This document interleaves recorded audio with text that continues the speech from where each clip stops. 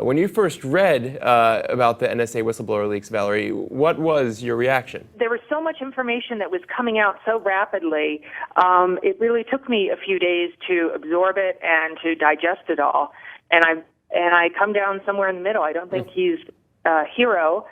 I don't condone what he did. At the same time, he's certainly not a traitor, as he was called by Dick Cheney just recently. The irony of people like Dick Cheney or Karl Rove whining and bemoaning the fact of the leak of intelligence, given my history and certainly Dick Cheney's intimate involvement with the betrayal of my CIA identity, is really, really something. But that's, in a way, that's just a sideshow, as is, frankly, all the focus on Edwin Snowden himself. It's certainly a fascinating story, and pictures of his pole dancing girlfriend are gets everyone's attention, but that is not relevant.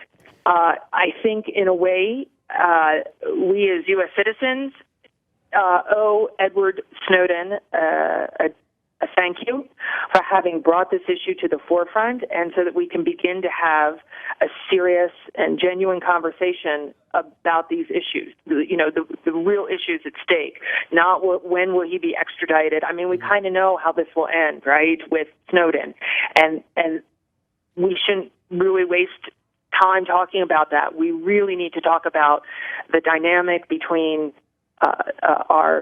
as there always is, the tension between security and privacy and freedom on the other side. Do you think that the disclosure of info about PRISM itself did put American lives at risk? I'm not in a position to answer that with any sort of authority. You have to take at word. We've heard from quite a few people in a position who would know that several, what do they say now, over 50 plots have been thwarted as a result of this information, not the leak, but because of the program.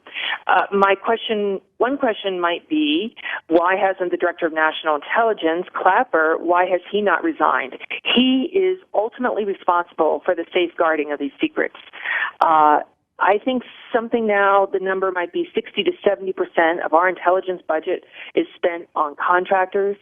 As a former intelligence officer, I find that astounding. How do you propose to keep secrets when, if you have that high a contracting force, that where is their loyalty? It's not necessarily going to be to their country, to the United States. It's going to be the person who's writing their paycheck. Do you think, as a journalist, Glenn Greenwald, being really the person who's been publishing much of the Snowden leaks, do you think he's done anything wrong? I have great respect for Glenn Greenwald. He has written eloquently for years on these issues in a very serious, sustained manner. What he has said is that these are issues that the American public needs to understand and begin to debate. Senators Wyden and Mark Udall have tried for months, not longer, to ring the bell on this, and there's sort of been a collective yawn from the American public because we didn't quite understand what was going on. And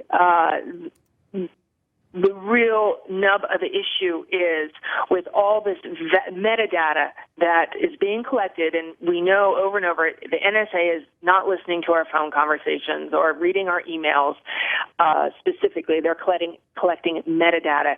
Nevertheless, I think a valid question would be, what if you are in touch with a friend who's in touch with a friend who's in touch with a friend who maybe is talking to someone on the terrorist watch list, and somehow you get pulled into that analyst dragnet as, a person of interest.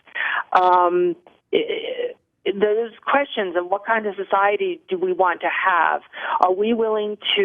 How far are we willing to give up our rights for security? And we need to have this conversation. So Snowden should be thanked for that, but his fate is already foregone, I think. He will be abused. He will be punished.